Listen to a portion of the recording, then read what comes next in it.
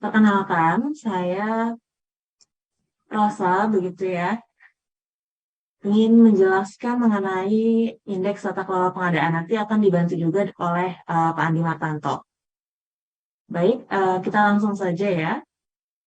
Jadi, indeks tata kelola pengadaan nih Bapak Ibu, atau biasa disingkat sebagai ITKP nih, karena kalau nyebutnya indeks tata kelola pengadaan sepertinya panjang gitu ya, jadi kami selalu menyingkatnya ITKP gitu. ITKP ini memang menjadi salah satu aspek yang dinilai dalam penilaian reformasi birokrasi. Jadi sebagai indikator antara memang ITKP ini punya kriterianya Bapak Ibu. Jadi kalau misalnya dikatakan lulus gitu ya, lulus memenuhi ITKP ini harus memenuhi kriteria minimal baik. Jadi kalau di ITKP sendiri memang ada beberapa predikat. Nah, dikatakan lulus kalau memenuhi predikat baik. Oke, selanjutnya, jadi kalau yang seperti kita ketahui, pelaksanaan RB terbagi atas 3 tingkatan ya Bapak Ibu, ada makro, meso, dan juga mikro. Nah, LKPP sendiri menjadi leading sector nih di tingkat meso untuk penilaian indeks tata kelola pengadaan minimal baik. Jadi, Bapak Ibu sekalian, eh, mungkin sering dengar gitu ya tentang ITKP, penilaian ITKP. Nah, ini bisa Bapak Ibu sekalian baca lebih lanjut sebenarnya di SE Surat Edaran Kepala LKPP nomor 4 tahun 2021 Bapak Ibu tentang penjelasan ITKP. Jadi kalau misalnya Bapak Ibu sekalian punya waktu luang nih mau baca-baca tentang ITKP, silakan dibuka SE, SE 4 tersebut di JDIH kami. Seperti itu. Nanti ITKP ini memang ada beberapa indikator yang dinilai Bapak Ibu dan hasilnya nanti akan kami sampaikan ke Kemenpan RB. Kira-kira seperti itu. Lalu, nah, jadi ITKP sendiri, Bapak Ibu, sebenarnya sudah kami nilai sejak tahun 2020. 2020 kami nilai, tetapi memang hanya 2 indikator yang kami nilai, yaitu baru kualifikasi dan kompetensi SDM, kemudian apa namanya, sama tingkat kematangan KPBJ. Nah, baru 2 indikator itu. Nah, seiring berjalannya waktu, Bapak Ibu, makin ada penambahan begitu ya, penambahan indikator yang dinilai. Jadi sesuai dengan SE LKPP nomor 4 tahun 2021, eh, di tahun 2021 ini ada indikator baru, indikator pemanfaatan sistem pengadaan yang dinilai. Jadi memang pemanfaatan sistem pengadaan itu kami nilai sesuai dengan memang ruang lingkup SPSE begitu ya.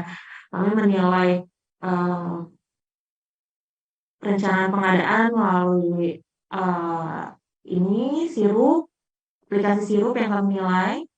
Terus kemudian ada pemilihan, kami menilai melalui pemanfaatan aplikasi SPSE untuk penggunaan e-tendering, e-purchasing, dan non-e-tendering dan non-e-purchasing. Kemudian juga kami menilai pelaksanaan kontrak melalui e-kontrak yang diisikan oleh instansi Bapak Ibu sekalian di SPSE.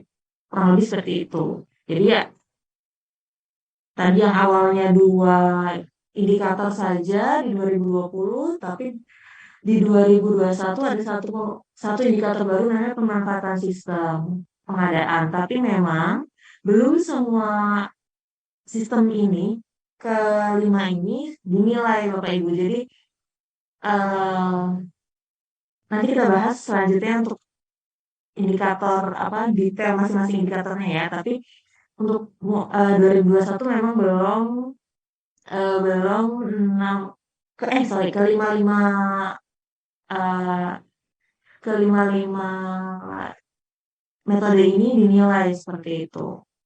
Nah, Jadi di kita masuk ke detailnya Bapak Ibu, di 2021 yang dinilai itu hanya baru sirup dan e-tendering Bapak Ibu. Coba kita bahas satu-satu dulu ya Bapak Ibu. Kita coba bahas mengenai indikator sirup. Ini oke. Lanjut ya Bapak Ibu. Jadi sirup itu sudah kami nilai dari tahun 2021 Bapak Ibu. Dan akan terus kami nilai sampai dengan 2024. Nah, gimana sih cara menilai sirup ini? Jadi ada kriteria penilaiannya Bapak Ibu. Kalau misalnya KLPM sudah mengumumkan lebih dari 50% RUP-nya di dalam sirup, maka nanti akan mendapatkan nilai sesuai dengan persentase RUP-nya. Nah, jika kurang dari 50%, maka nanti langsung 0 Bapak Ibu. Nah, gimana sih cara mendapatkan persentase ini gitu ya? Persentase ini kami ambil dari nilai belanja pengadaan dibagi dengan nilai RUP yang terumumkan di sirup Bapak Ibu. Jadi kalau misalnya coba kita asumsikan ya Bapak Ibu. Misalnya instansi Bapak Ibu sampai dengan 31 Maret mengumumkan RUP-nya dan mendapatkan persentase 80% misalnya. Maka nanti akan diberi nilai 80, kemudian kita kalikan bobotnya Bapak Ibu. Bobotnya ini di 2022 10%. Jadi 80 kami kalikan dengan 10%, maka nanti hasilnya adalah dapat skor 8 untuk indikator sirup. Kira-kira seperti itu. Jadi untuk indikator sirup, skor maksimalnya adalah 10 Bapak Ibu. Berarti kalau misalnya ada instansi yang nilai sirupnya yang dapat nilai 10, berarti bisa dipastikan sampai dengan 31 Maret dia mengumumkan seluruh RUP-nya ke dalam aplikasi sirup.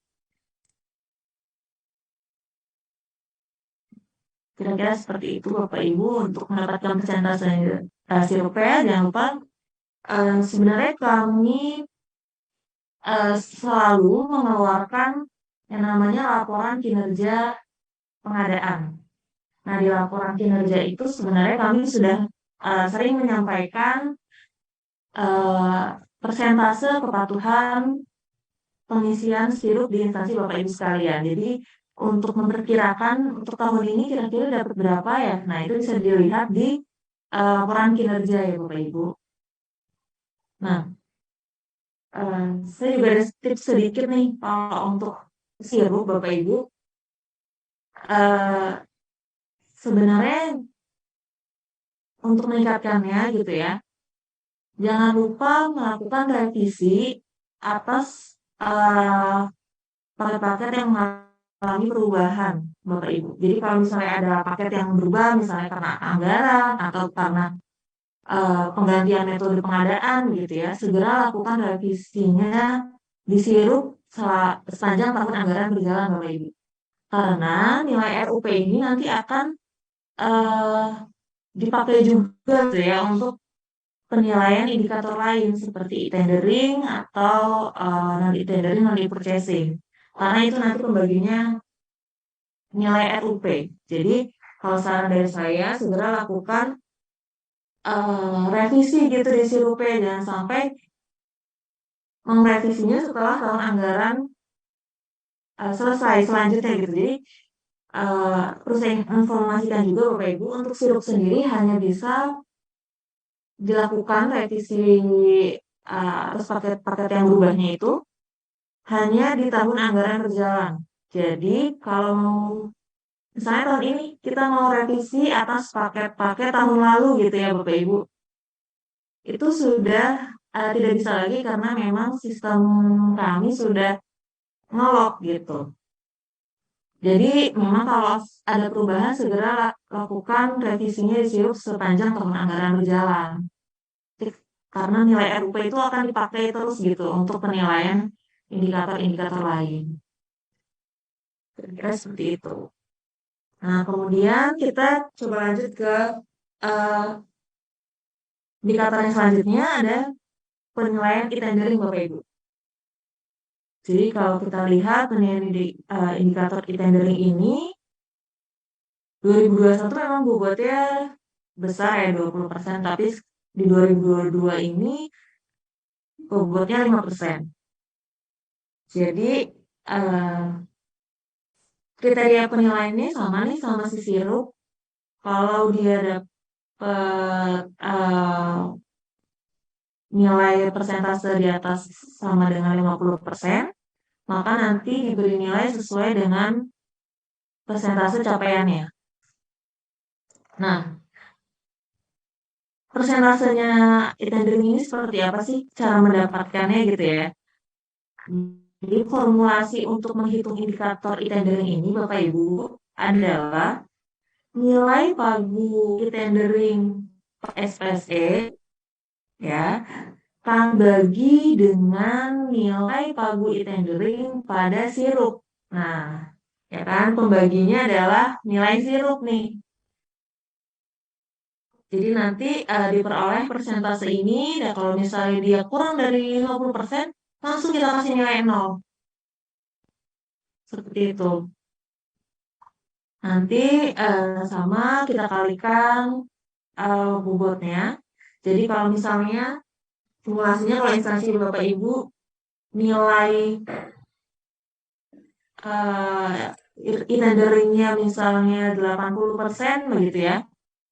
Nanti Bapak Ibu sekalian akan mendapatkan skor 4 karena dikali 80% dikali 5%. Nah, untuk tips e-tendering sendiri nih Bapak Ibu. Jadi untuk paket e-tendering yang pada saat realisasinya, realisasi proses pemilihannya ini mengalami perubahan paket misalnya. Nah, jangan lupa segera lakukan penyesuaian perubahan pada RUP di aplikasi sirupnya Bapak Ibu. Terutama paket-paket yang mengalami perubahan nilai pengadaan dan metode pengadaan. Jadi misalnya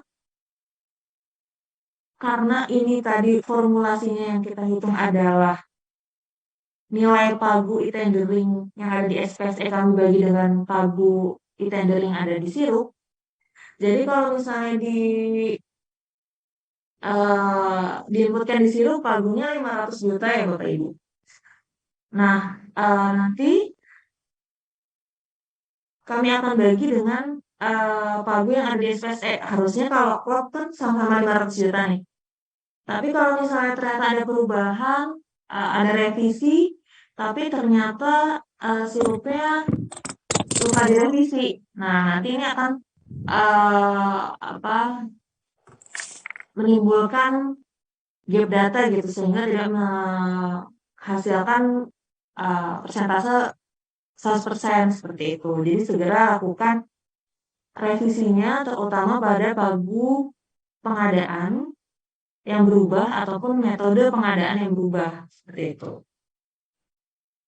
Termasuk paket yang mengalami penurunan pagu atau pembatalan yang disebabkan karena pemotongan dan pengurangan anggaran di Bapak Ibu. Misalnya tender tadinya udah diinput di sirupnya mau pelaksanaan tender, ternyata ada pengurangan anggaran sehingga paket tersebut nggak jadi gitu ya, tapi RUP-nya nggak dihapus. Nah, jangan sampai seperti itu ya Bapak Ibu. Bapak Ibu harus segera lakukan pembatalan paketnya di sirup juga. Biar nggak pembaginya nggak bengkak ya. Kemudian kita lanjut ke e-purchasing.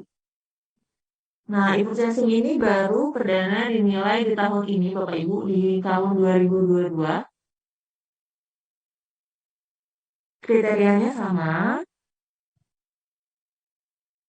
Kalau KLPMD sudah menyelesaikan paket hingga paket selesai lebih dari sama dengan 50%, nanti akan dinilai sesuai persentase capaiannya.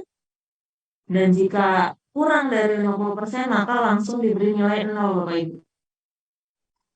Nah, ini bobotnya 5%. Nah, untuk formulasi purchasing sendiri, Bapak Ibu, ini dihitung berdasarkan paket selesai dibagi dengan paket yang aktif. Jadi jangan lupa diselesaikan paket-paket e-purchasing-nya sampai penilaian kinerja penyedia ya Bapak Ibu.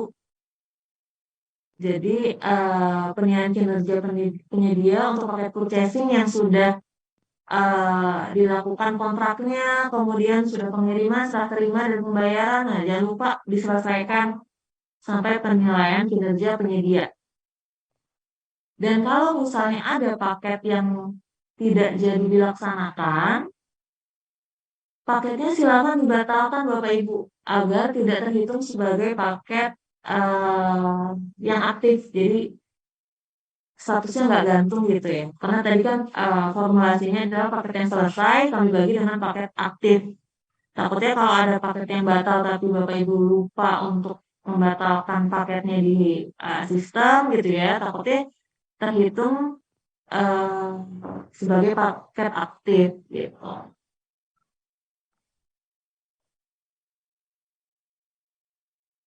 Kemudian ada purchasing melalui toko daring ini nanti mulai 2023 ya Bapak Ibu, jadi saya skip dulu.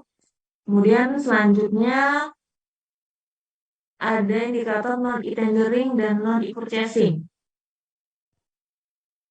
Nah, kalau non e-tendering non e-purchasing ini sama jika kalau misalnya instansi sudah menerapkan 50% non e-tendering non e-purchasingnya, maka nanti diberi nilai sesuai persentase capaiannya.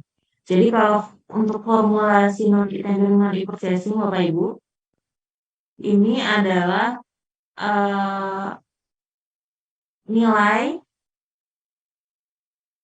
non e-tendering dan non e-purchasing yang ada di SPSE kami bagi dengan nilai yang ada di RUP. Jadi apa sih non e-tendering non e-purchasing itu gitu ya?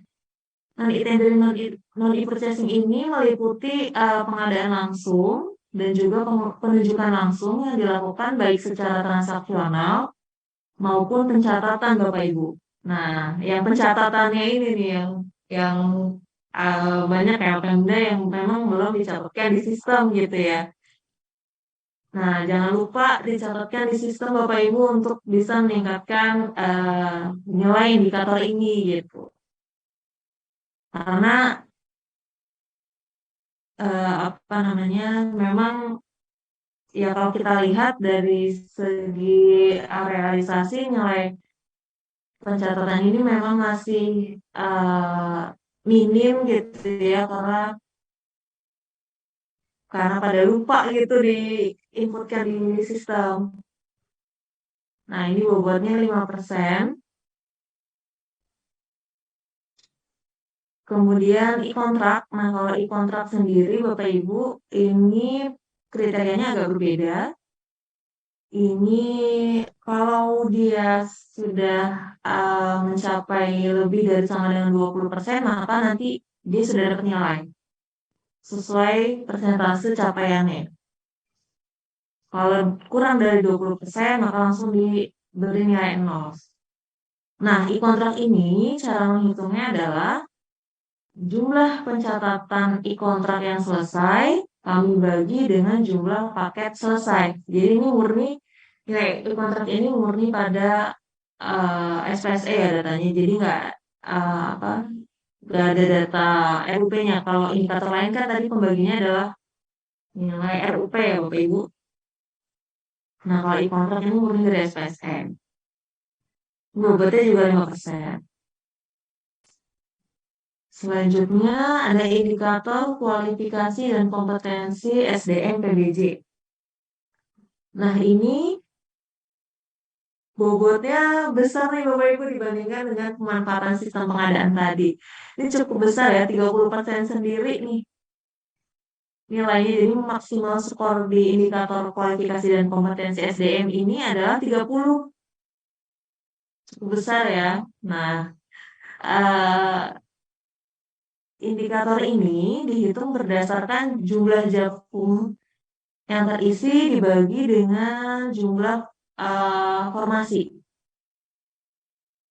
Nah, terus nanti kami kalikan dengan bobot 30% ini. Nah, jumlah JF PPBJ tersebut kami memang menghitung dari salinan SK pengangkatan ya Bapak Ibu, yang ditembuskan atau disampaikan ke LKPP. Jadi misalnya instansi Bapak Ibu sekalian ada pengangkatan JFPBJ gitu ya. Kemudian dilaporkan ke Menpan, jangan lupa untuk ditembuskan pula atau disampaikan pula ke LKPP agar tercatat di kami. Nah, kemudian formasi JFPBJ-nya itu nanti menggunakan data berdasarkan formasi yang sudah mendapatkan rekomendasi kebutuhan JFPBJ dari LKPP, Bapak Ibu. Nah, nanti jumlah JF yang tersedia kami bagi dengan jumlah informasi itu, nanti kami kalikan dengan 30% ini. Indikator selanjutnya ada tingkat kematangan OKPBJ. Nah, ini kalau yang tadi indikator sebelumnya itu udah cukup besar 30%, dan ini lebih besar lagi 40% bobotnya Bapak Ibu. Jadi 40% sendiri untuk tingkat kematangan OKPBJ. Jadi sebenarnya skor maksimal untuk tingkat kematangan OKPBJ ini adalah 40. Kalau mencapai 9 variabel. 9 dari 9 variabel. Jadi kalau instansi Bapak Ibu sekalian bisa achieve di tingkat level proaktif, nah nanti itu yang kita hitung. Jadi kan ada 9 variabel ya Bapak Ibu kalau tingkat kematangan OKPBJ, ada organisasi, tusi, kinerja, resiko, dan sistem informasi. Nah, nanti yang sudah mencapai tingkat kematangan itu, yang sudah mencapai tingkat kematangan proaktif itu udah berapa variabel nanti kami hitung gitu ya. Nah, nanti kami kalikan dengan bobotnya 40% itu.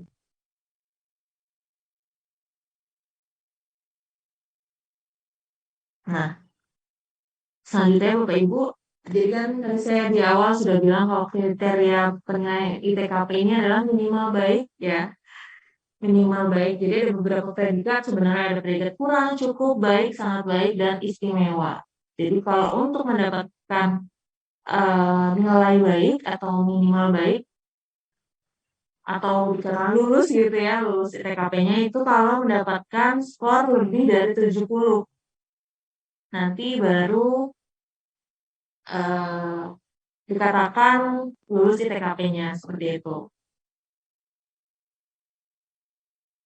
Nah, ini terkait data yang kami gunakan dalam penilaian ITKP Bapak Ibu. Jadi kalau tadi indikator sirup, kami memakai data RUP yang terumumkan di aplikasi sirup sampai dengan 31 Maret. Jadi 1 April itu kami menarik datanya untuk menilai indikator sirup Bapak Ibu. Nah, data yang digunakan ini data tahun anggaran berjalan ya. Jadi untuk penilaian ITKP 2022, untuk indikator sirup, kami menggunakan data yang terumumkan di sirup sampai dengan 31 Maret 2022 untuk tahun anggaran 2022. Itu. Nah, nanti berbeda nih dengan e-purchasing, e-tendering, dan non-e-tendering dan non-e-purchasing. Kalau e-purchasing, e-tendering, dan non-e-tendering, non-e-purchasing itu menggunakan data mundur, data tahun sebelumnya. Jadi untuk penilaian tahun ini Bapak Ibu, penilaian ITKP 2022. Untuk indikator tersebut, kami menggunakan data tahun 2021. Ya, makanya tadi saya di awal mengingatkan untuk jangan lupa melakukan revisi RUP di tahun anggaran berjalan karena memang misalnya Bapak Ibu sekalian mau mengupayakan nih sekarang untuk meningkatkan nilai e-purchasing dan e-tendering dengan membersihkan nilai sirupnya gitu ya. Nah itu manual sekali sudah tidak bisa karena memang eh, sistem kami sudah tidak bisa melakukan revisi atas paket-paket tahun sebelumnya, Bapak Ibu. Jadi segera memang kalau ada perubahan paket, eh, perubahan RUP segera dilakukan revisinya di tahun anggaran tersebut. Nah, ini jadi e-purchasing, e-tendering dengan non e-tendering, non e-purchasing ini kita menggunakan data 2021 dan sudah kami tarik dananya per 31 Januari kemarin, Bapak Ibu. Jadi untuk e-purchasing dan e-tendering kami sudah melakukan penarikan datanya di 31 Januari 2022 dan non e-tendering non e-purchasing sudah kami tarik datanya di tanggal 28 Februari 2022. Itu kemarin kami sempat memberikan sedikit kelonggaran begitu ya untuk non e-tendering dan non e-purchasing dan juga e-kontrak itu kemarin kami kasih kelonggaran waktu sampai 28 Februari 2022. Nah, jadi eh, kira-kira udah kebayang ya Bapak Ibu sampai di sini untuk penilaian ITKP yang pemanfaatan sistem.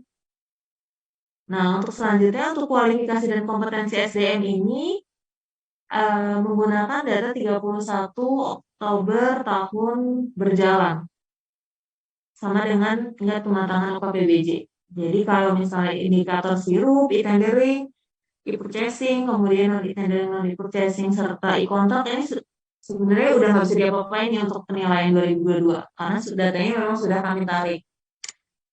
Nah, Bapak Ibu sekalian bisa usahakan untuk penilaian tahun 2022 ini adalah jika jika guru gitu ya bisa meningkatkan di indikator kualifikasi dan kompetensi SDM serta indikator tingkat kematangan UKPBJ karena sekarang baru bulan Juni ya Bapak Ibu ini kita untuk dua indikator tadi akan kami tarik datanya di 31 Oktober. Masih ada waktu tersisa gitu kalau guru untuk mengejar nilai indikator tersebut. Nah, nanti Bapak Ibu setelah kami selesai tarik semua datanya, kami olah, nanti hasilnya akan kami sampaikan ke Kemenpan RB di bulan November, Bapak Ibu.